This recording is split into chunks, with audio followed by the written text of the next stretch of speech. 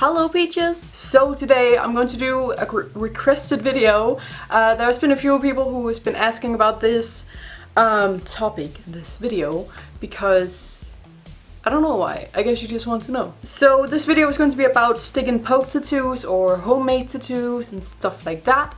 And how I do it. I just want to clarify from the beginning, I'm not a professional tattoo artist or anything. I'm not a doctor or anything. I just do this for fun, and I have researched quite a lot about it, but I still, there's a lot of different ways to do it, and there will always be some people who disagree with my way of doing it and who has another way of doing it. So I'm not saying that this is how you have to do it. This is just how I do it and how I researched and found out that it's the best way according to me and my beliefs and opinions about these kind of things. So I'm just going to jump right into it. Just quickly want to say my experience with these kind of things. I have been in training as a piercer, and I know tattooing and piercing isn't quite the same thing, but it still has given me quite a big insight on how to take care of these kind of things with like cleaning and hygiene, how the skin reacts to different body mods. And as you can see, I do have quite a lot of body mods. I have many tattoos that are done professionally. I have had many more piercings that I have now, and I have a split tongue, so I am very much into body mods. I know a lot about it because it interests me a lot. I find it fascinating to just read about it and watch a lot of documentaries about it. So that's kind of my knowledge on it. I'm not educationed anything. I don't have any sort of like education, or I'm not fully trained piercer or fully trained tattoo artist or anything. So yeah, that's just to give you an idea of where I am in this whole universe situation on these kind of things. And as I said, this is one way to do it. There's probably more ways to do it. This is just the ones that I feel like is safest and cleanest and best for me. So I actually started doing this because one of my mom's friends did it. He kind of got me into it, taught me a little bit, well, quite a lot actually, of what I know now, and then I did some research myself and stuff like that. He gave me my first needles, so that's awesome. And yeah, that's what got me into it. Beforehand, I have said in many videos, like, don't do these kind of things at home, don't pierce yourself, don't tattoo yourself, all that kind of stuff. And I still do believe that everyone shouldn't just start tattooing and piercing themselves. I still mean that you really have to do your research, because this is something you're doing to your body. And sadly, you do hear a lot of horror stories about things going wrong. So I do still say, like, don't just do it. Don't just everyone just start doing it at home. You really have to research and make sure you know what the fuck you're doing, unless you want to ruin your skin. So yeah, that's where I am. It's also, I didn't start doing this before I knew exactly how to do it properly. I didn't just start doing it without researching and stuff like that, and without having the right things to do it with. So that's really important. I still stand by my beliefs that not everyone should just be able to do it at home, that you shouldn't just take a sewing needle and start piercing yourself and stuff like that with that. Really do your research, really buy the real thing, spend some money on some quality stuff, and that will take you a long way. So that's kind of my first advice, I guess.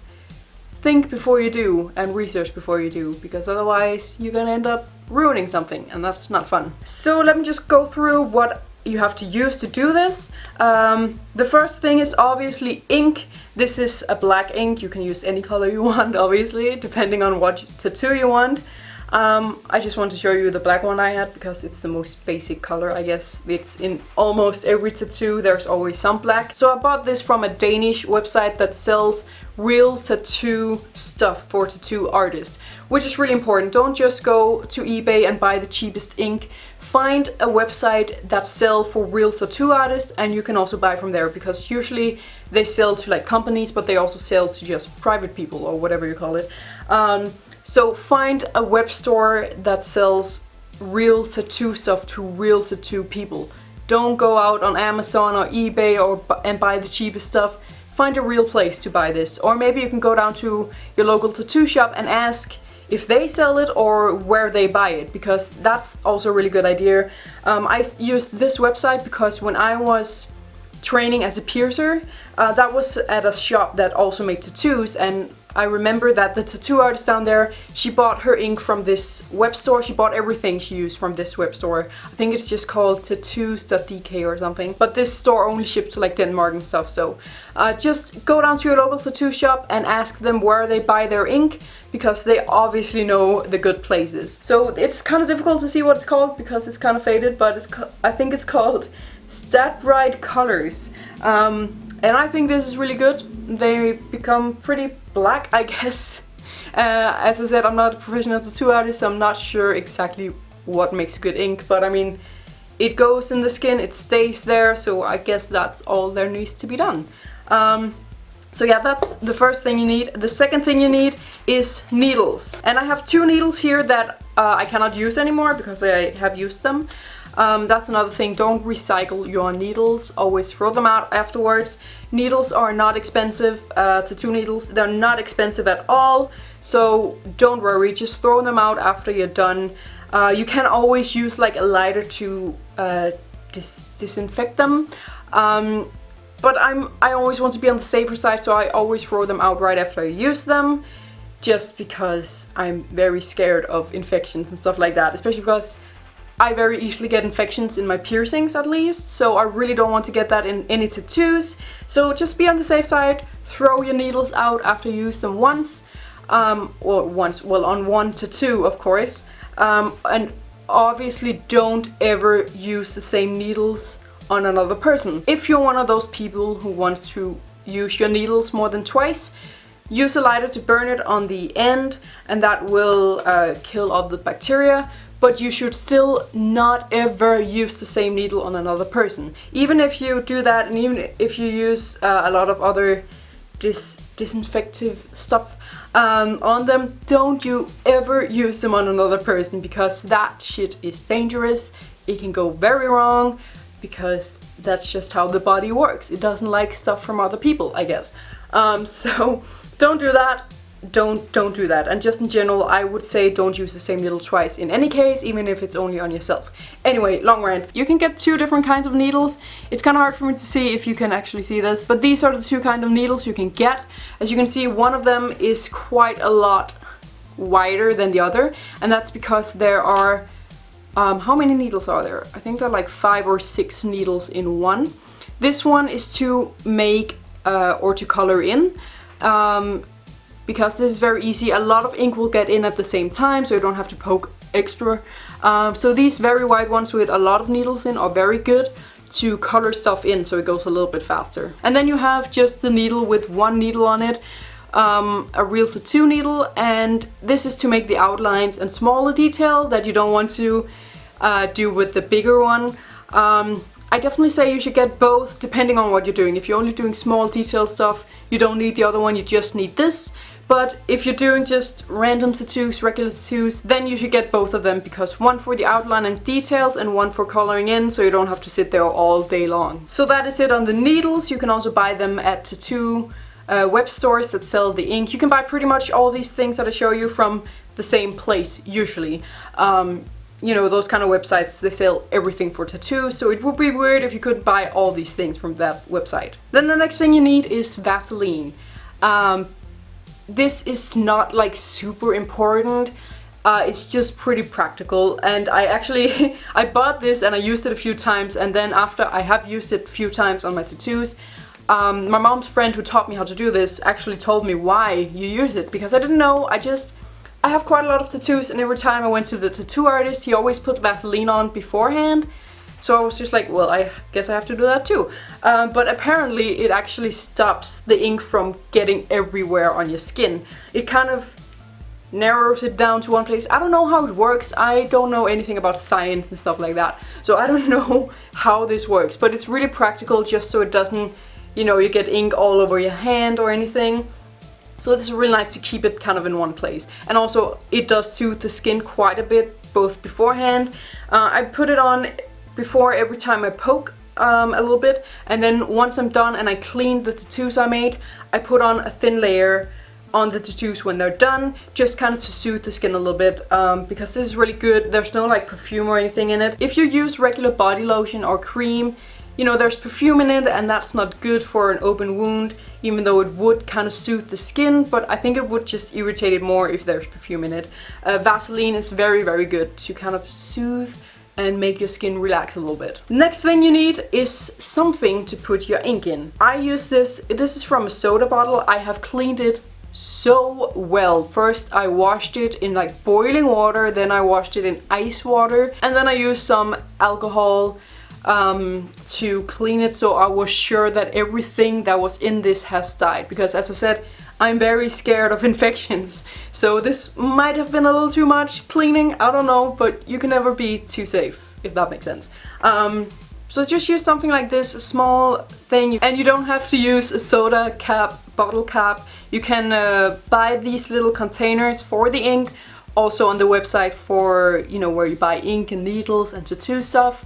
You can do that, that's probably cleaner. I'm going to do that as well. This is just temporary until I pull myself together to do it, because last time I ordered from there they didn't have any on, you know, in stock, so I decided to just use this. But once I get them in stock and once I get money, I'm going to buy some of the little containers. But if you for some reason don't want that, or they don't sell it the places you go, you can use something like this. And I would say it's a good idea to throw these out. You don't have to throw them out after every time you use them, but maybe after you use them like 3 times.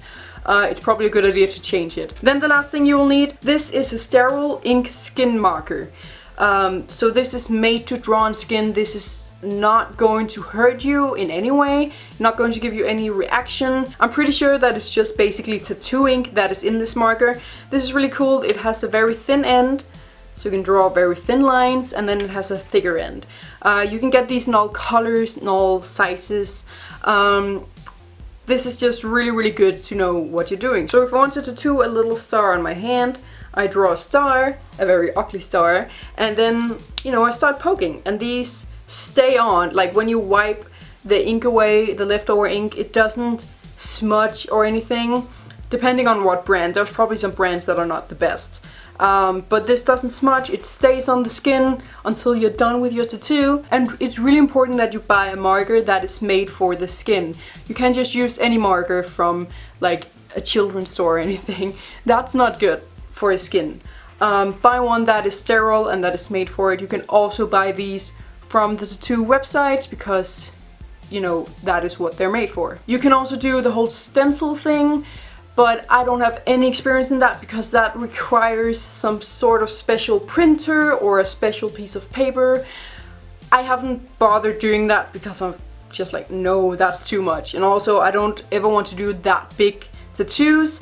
The biggest one I've done, I have easily been able to just draw it with this and have a reference picture on my phone. So I'm fine with this, but if you want to do stencil, you should probably look into that, because that is also a really cool way, but it is a little more expensive than just using a marker, but it is also easier if you have to do big pieces. So that was all the stuff you need and how to use it and where to get it. I would suggest that before doing your first tattoo, don't put any ink on the needle. Just try and use the needle on your skin a little bit before you put ink on it, because that way you get the feeling, you feel how much pain it is, you feel how deep you have to poke with it, stuff like that. And then you can dip the needle in some ink and start going. But it's just a good idea to start with no ink on it, just to get a feeling of how it is. Now I'm just going to show you my tattoos that I have made. The very first one is a very, very small one, very simple. It's this cross on my ankle, well, on my leg. This was just a tryout, it doesn't mean anything. I do think it looks kind of cool, so I don't regret it at all. It does look cool, but it wasn't just, I just need to try it and do something and see how it felt and everything. So yeah, this was the first one I made, and it is kind of cute.